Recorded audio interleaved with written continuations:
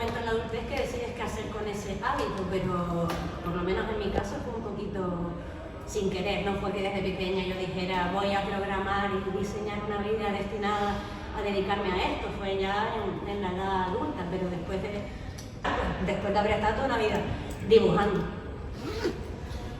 Yo, a ver, aquí está mi madre y puede corroborarlo. Mi madre también. Que cada madre corrobore a su hijo. Bueno, depende. No se puede interesar. Depende. Yo no me quiero mucho este hombre. Depende. Bueno, ella puede dar fe que yo no me gustaba el deporte. Es decir, siempre he sido un negado. ¿No? O sea, el último corriendo. Si me apuntaba a un clínico de baloncesto ponía el termómetro en la lámpara para decir que estaba mal, ese tipo de cosas. Y la verdad que en lugar de eso, a mí lo que me gustaba era garabatear, en la línea de lo que dice Carol.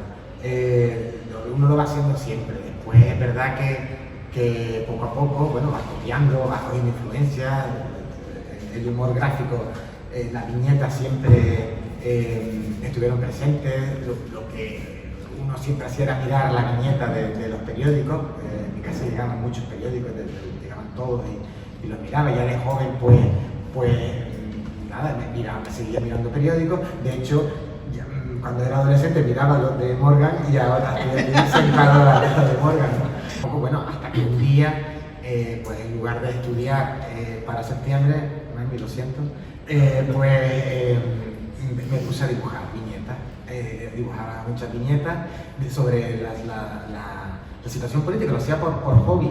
Y en ese momento salió un periódico local que cerró, la Gaceta de Las Palmas, y mi mejor amigo y su padre pues me llevaron y ¿por qué no las presentas aquí? Las presenté, les gustó y comenzó todo. Yo también empecé por casualidad, fue en una sesión de espiritismo.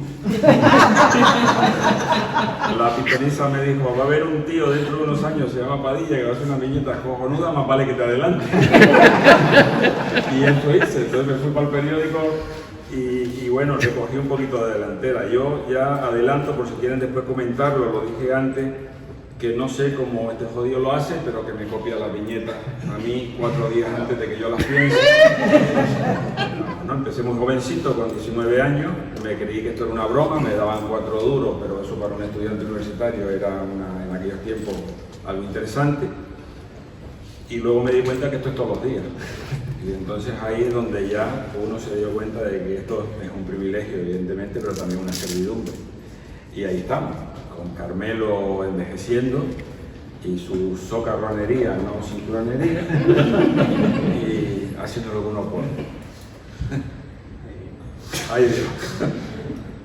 Vamos a ver, yo intentaré explicarlo lo mejor posible, porque no suelo hablar en público, entonces, y bueno, en privado tampoco suelo hablar mucho.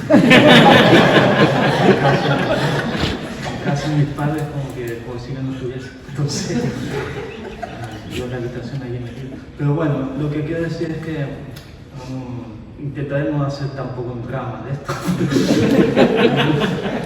Yo tuve una infancia difícil, entonces tuve acoso escolar y entonces lo único que se me ocurrió fue pues, refugiarme en los cómics. En aquella época, las revistas de Bruguera y los mortadelos y todo eso.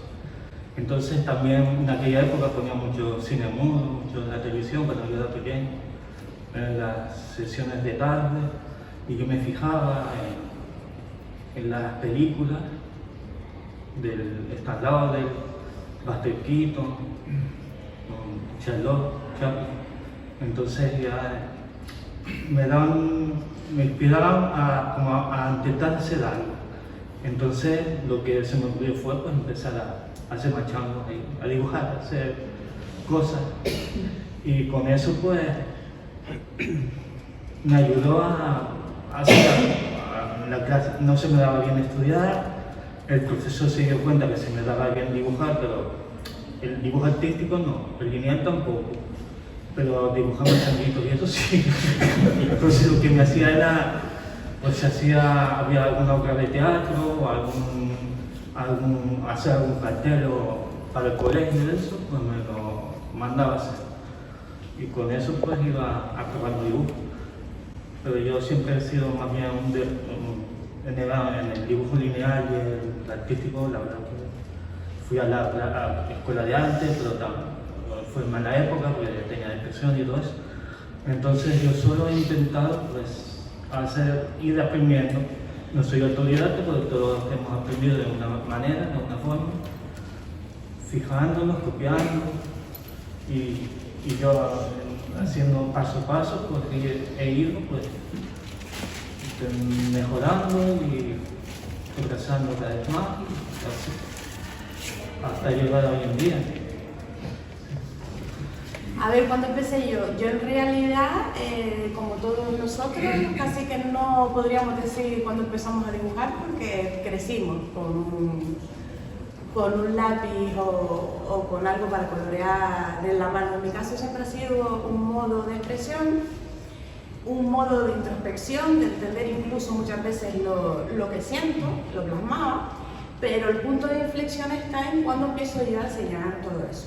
Yo hago cuadros y hago un montón de cosas. El punto de inflexión es decir, abre tu cabeza a la gente, es como coger un altavoz, pienso en el momento ese y me da la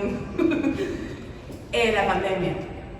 Gracias a la pandemia y no tener a nadie con quien comunicarme durante mucho, y gracias a tener amigas, entre ellas Carol, que está por ahí, que me decía, publica lo que haces, esto va a interesar, esto es muy importante para ciertos colectivos como el mío, como el de Gustavo, tener una red de apoyo alrededor, porque tú sola no.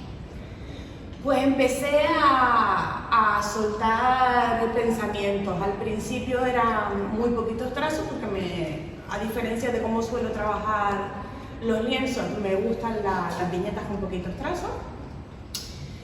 Una señora sin cara, ya eso lo explicaré más adelante si cuadre, porque es largo de explicar, hasta que empezó a tener cierta relevancia.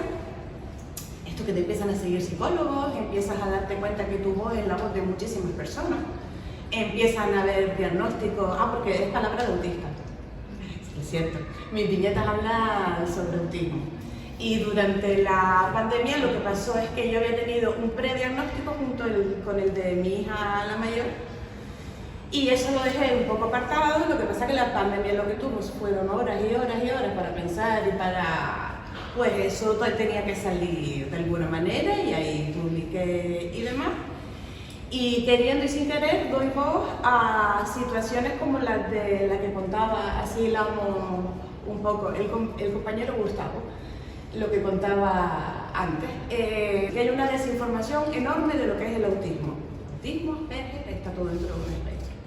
Entonces, a lo largo del tiempo, pues he cogido cierta responsabilidad, a mi pesar, porque hay muchas, y con ponencias, y charlitas, y poniendo el granito de arena a que haya inclusión.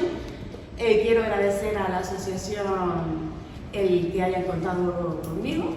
Yo no mando un número de puerta, si no me buscan yo no estoy aquí. Yo creo que por mi parte mi personaje nació principalmente porque tenía un montón de caos dentro, caos bueno y caos malo, tenía un montón de pensamientos, y realmente cuando llegó mi personaje, que es el lobo mordaz, fue como quitar un tapón y que se descargase todo. Y empecé haciendo las viñetas para mí, bueno, siguen siendo para mí obviamente, pero lo que yo pensaba que eran sentimientos propios míos o exclusivos, fue un alivio ver que yo hago muchas viñetas muy existencialistas, y ver que en realidad todos cargamos con las mismas cargas, perdón por la repetición, fue como muy liberador.